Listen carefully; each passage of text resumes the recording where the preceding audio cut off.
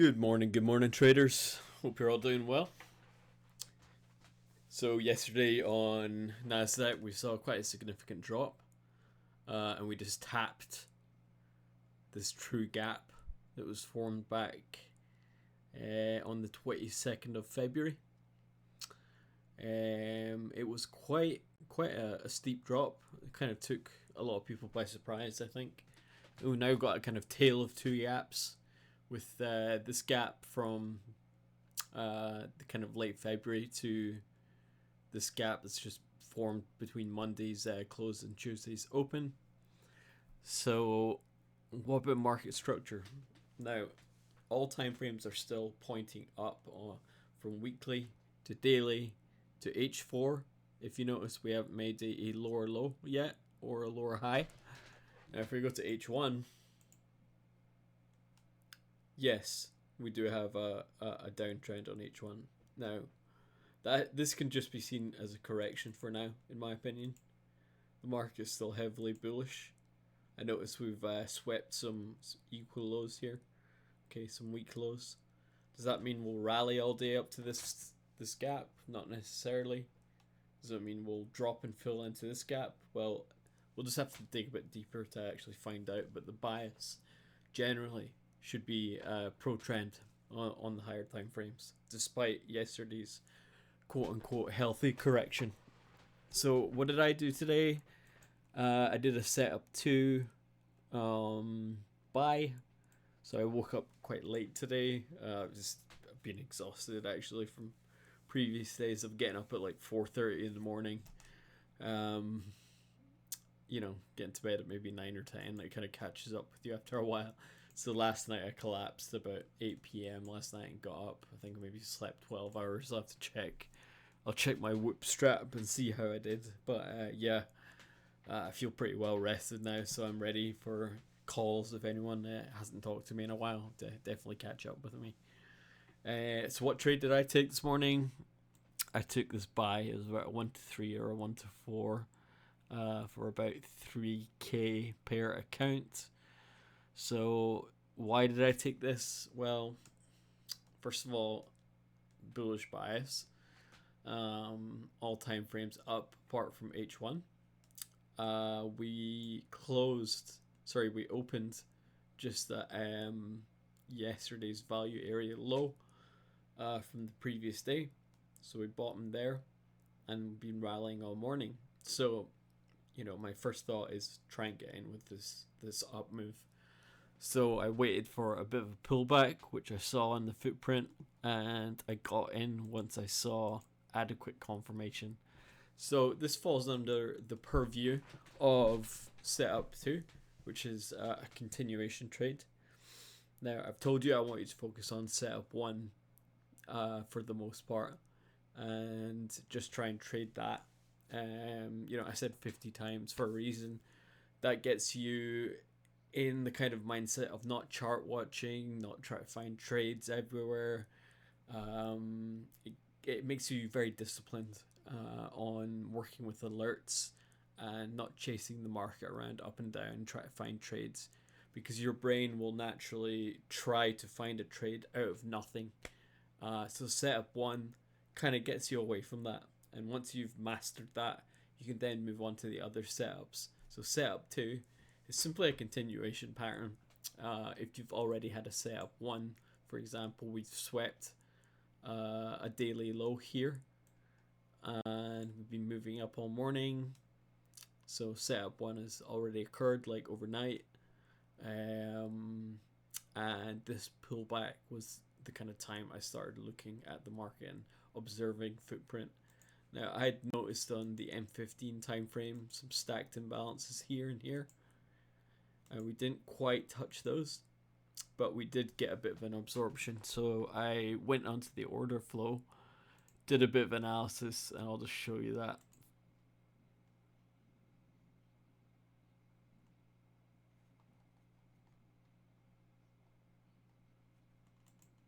So this was my trade.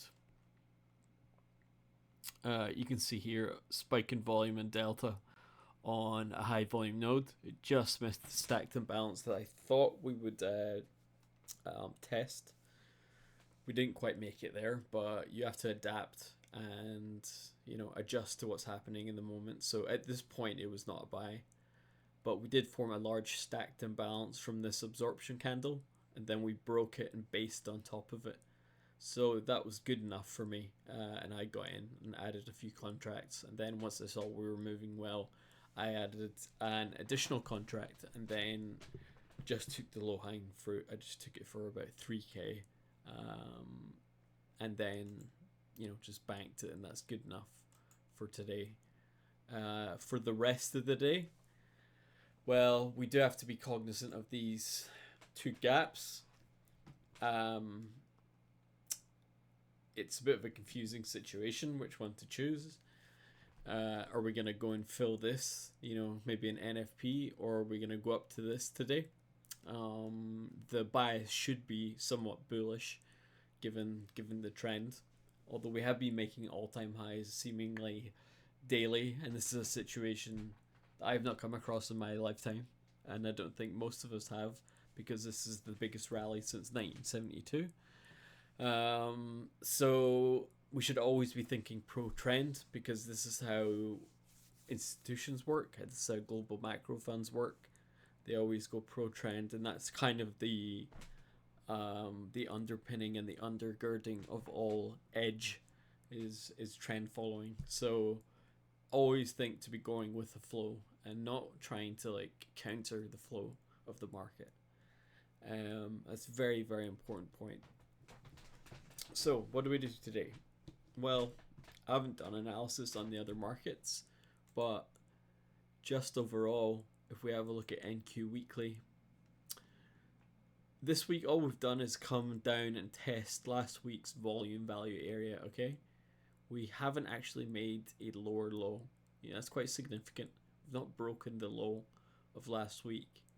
So that makes us still bullish, okay? We spent a lot of time in this volume value area, and then we've kind of rallied from it a little bit this morning. So I would expect continuations. Let's check the news for today. I haven't actually had a good look at that.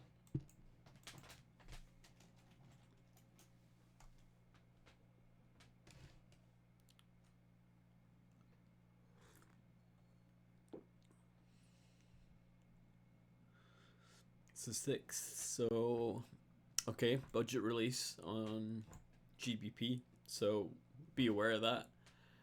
My tendency would be to not trade the pound during this time.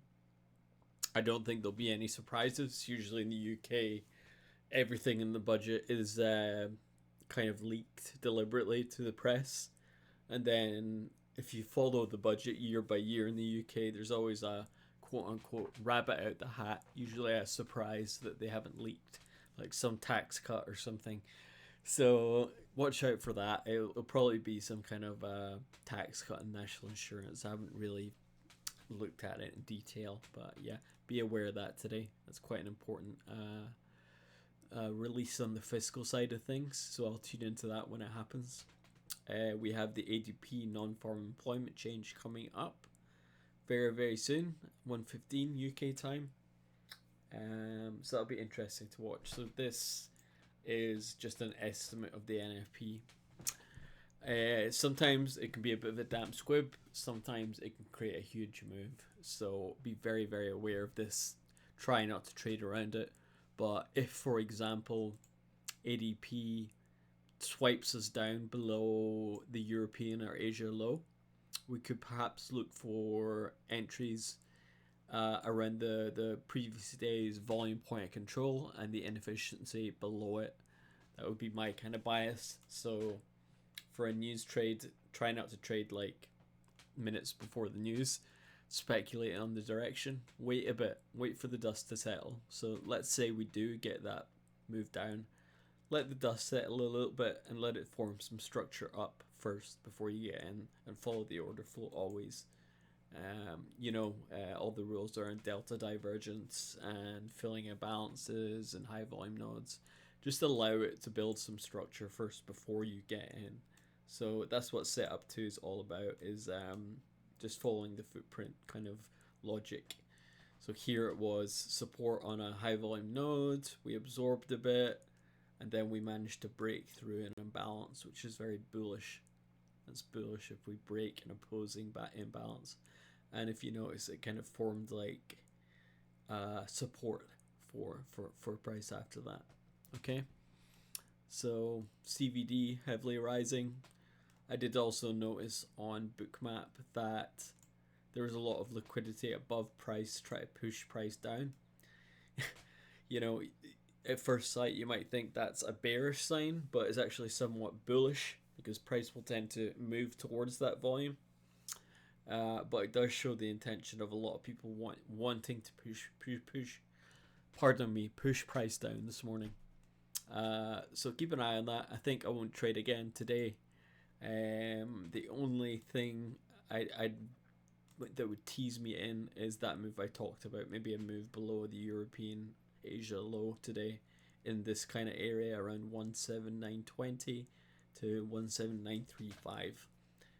Look for a kind of setup one there. So what am I gonna do? I just set alerts here, go about my day. I'm not gonna screen watch, try and find some trades, some bearish trades, try and go against the trend. Don't do things like that. Just wait, set alerts, wait, do other things, live your life, have fun. Don't screw around, try to take trades that aren't there. Okay, so that's setup 2. It's just basically a continuation pattern, following the order flow, following the trend of the day, and trying to look for signs where you can get in, following an absorption and some kind of logic of either a break of an opposing imbalance or a pullback with delta divergence into a stacked imbalance. Okay, so that's what setup 2 is all about, and that gives you a bit of a daily plan today as well for a potential trade in the afternoon. Now, I don't know what ADP is going to do. We could smash up into this gap. We could come down and fill a little bit more of this gap. It's uncertain, but just keep an eye on things, and we may have potential trades on other markets as well. GBP, I'm not going to touch today because of the budget. Dollar index. This one's a bit funny because I'd kind of forecasted a bit of an up move. I know this is a total mess now, but we had some kind of potential resistance and inefficiencies up here. And we've set up some like a poor high here. So I kind of thought we might slip up here at some point during the week, but H1 is currently trending down. So I would tend to follow that for the time being and not assume that the dollar is going to be bullish today. In fact, I'm kind of more siding towards the bearish side. If you've been following the analysis on Dixie, I'm kind of a bear at the moment because the value areas have slowly been building down each week. Value area here, value area here. It's been getting lower and lower. Then we had an inside week, which is usually a continuation of the trend, which is down. So basically the bias for the dollar index should be down. I know this is a mess of lines at the moment. I'm going to clean that up now, and I'll get up some analysis for Ultra Bond. I see a little flag forming. This could be good for a little like false breakout type trade, but I haven't even looked at the profiles. I notice we've broken through a daily inefficiency. We could be heading for this daily high, and this kind of volume imbalance that we see, that could be happening. We've also got this true gap down here. So, yeah, I think it's still a kind of downtrend.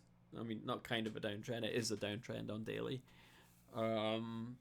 So yeah, I'd perhaps do some analysis on this now and maybe look for a bearish trade if the profiles match up. But I haven't actually done any analysis yet on UB, so that'll be next. And then I'll look at crude oil. Crude oil I have no clue about today. I've not even looked at the market, so give me a bit of time in that. That's all I wanted to say today, and I wish you a really good trading day, and watch out for that ADP. Don't do anything impulsive. Okay, cheers.